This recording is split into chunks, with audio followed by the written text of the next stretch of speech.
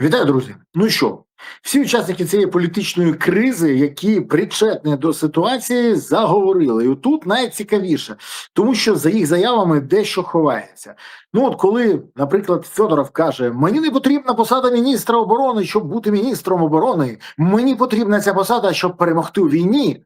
Знаєте, я зразу згадую, що я це таке вже десь чув. І ви зараз згадаєте: "Мені не потрібне таксі, мені потрібна зброя".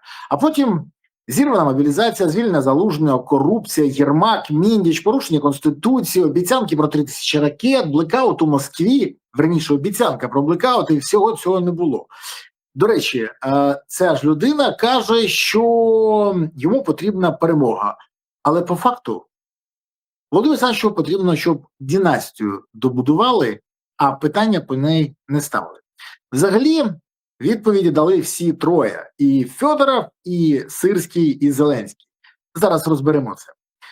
По-перше, мені подобається, що Федоров нарешті заговорив і розповів про відношення, складні стосунки з Сирським та Генштабом. Але і тут є нюанси. Спочатку цитата. Коли президент сказав, що не планує звільняти Сирського, то я сказав, що погоджуюсь. Це його рішення як Верховного Головнокомандувача, і буду вчитися працювати з ним. Але Сирський не готовий відкрито в очі говорити про проблеми, він готовий ходити на зустрічі, плести інтриги, думати, що хтось замовляє проти нього компанії, і він поставив ультиматум. І замість того, щоб придумати, як асиметрично перемогти Росію, він придумав, як розколоти країну. Міш, почекай, а ви всі троє винні. І ти, і Сирський, і Зеленський. Це ви розколюєте країну. Хіба не ти мовчав про те, що знімали Залужного? Хіба не ти підписав санкції по мені? Хіба не ти жодного разу не поставив запитання про династію? Хіба не ти мовчав про Міндіча і все інше? Ти? Ну тоді не треба дивитися так, наче ти ангел, а всі інші демони. У вас в команді ангелів немає, а от чортів вистачає. Коли Федоров звинувачує всьому Сирського, то про Зеленського ані пари з вуст. Те, що Сирський не подав, може, якоїсь руки Федорову, це я підтверджую. Те, що в них була заруба, це теж факт. Але хіба Сирський не подав на міністра оборони Федорова? Чи все ж таки Зеленський? Це щоб зрозуміти. Я точно не прихильник Сирського. Я критикую його і за його сепаратство, і за його барство, і за все його безглузді рішення, і за багато чого, через що страждає армія, і за намагання сконцентрувати все в своїх руках, і за заскорузли традиції, і за радянщину. Але, почекайте, щоб я зрозумів, Головком подавав на міністра чи Зеленський? Чому про Зеленського ні пари з вуст? Я про те, що, давайте відверто казати, так, Головком переграв Федорова на рівні інтриг, але от, до речі, інтриги були з обох боків, але щоб от так по-боягузинському замовчувати, що вся відповідальність за ці наслідки і за рішення на Зеленському, а що ж так? Пане Михайло, а що ж ви так боїтесь? І брифінг ви дали лише зараз, а не тоді, коли були частиною політичної екосистеми Зеленського. І тепер, бач, все погано, коли випав з системи. До речі, а можна дізнатися, пане Михайло, а хто такий Вова, для якого будують дім в династії? Чи про це теж поки що боїтесь? І тепер все стає зрозуміло, що конфлікт між Федоровим і Сирським все ж таки існує. Коли я писав і говорив про це і пояснював, що це заруба, від якої відверто, якщо б це був мирний стан, було все добре, але під час війни страждає країна і армія, мені не вірили і казали, що немає конфлікту, я просто вкидаю, все інше, як завжди. Коли я казав, що буде повномасштабне вторгнення, не вірили. Коли я казав, що звільнення Залужного, не вірили. Коли я казав, що будуть бити по енергосистеми, не вірили. Так постійно. Кожен раз я попереджаю, але... що сказати, дурні нам обирають жерти кактус самим, ніж повірити, що його жерти не треба. І давайте відверто казати, Зеленський в це навмисно не втручався. І до чого це призвело? До конфлікту. Великого конфлікту, чергового протистояння, а зараз ми бачимо, що відбувається на вулиці. Шоумен, такий шоумен, який несе відповідальність. І, до речі, якщо подати на міністра оборони, наприклад, кандидатуру Андрія Загороднюка, який був міністром оборони раніше, але якого збили, щоб поставити Тарана, який просаботував всі реформи, який гроші з ракетобудівної програми кидав потім на рахунки, і з тих рахунків гроші йшли на казначейські рахунки, а звідти вже на велике крадівництво. Ну, до речі, за це, давайте відверто казати, Тарана нагородили. Зразу після початку війни, в березні, його відправили послом до Словенії. Нормально посиділа людина, попрацювала в інтересах Єрмака і компанії і відправилися. І от розумієте, я вам от що скажу. Мені от відверто, в мене нема бажання збивати, прибирати чи залишати Фьодорова. В мене є бажання, щоб суспільство зняло рожеві окуляри.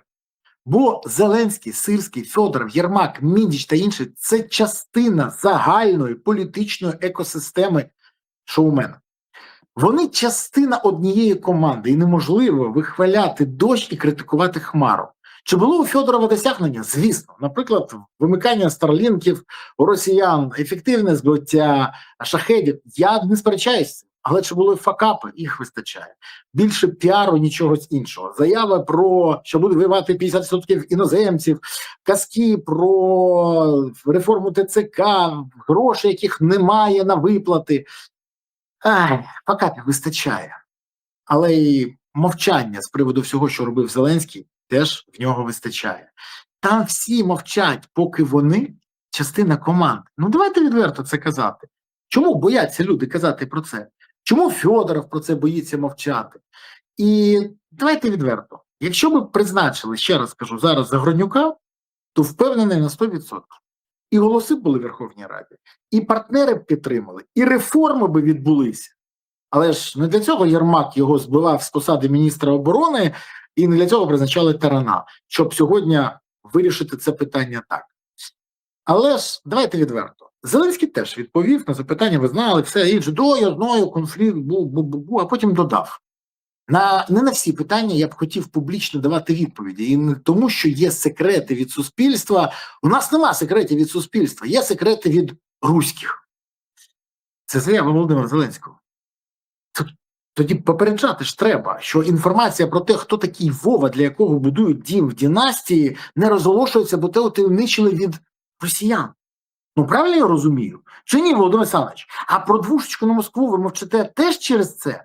А мовчите і не засуджуєте ситуації ганебні навколо ТЦК теж через це? Мені про це цікаво. А про все інше мовчите. Чому? Утаємничили від росіян?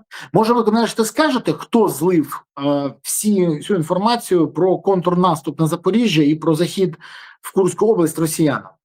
Чи теж утаємничили від росіян, хто їм злив? Дуже цікаво.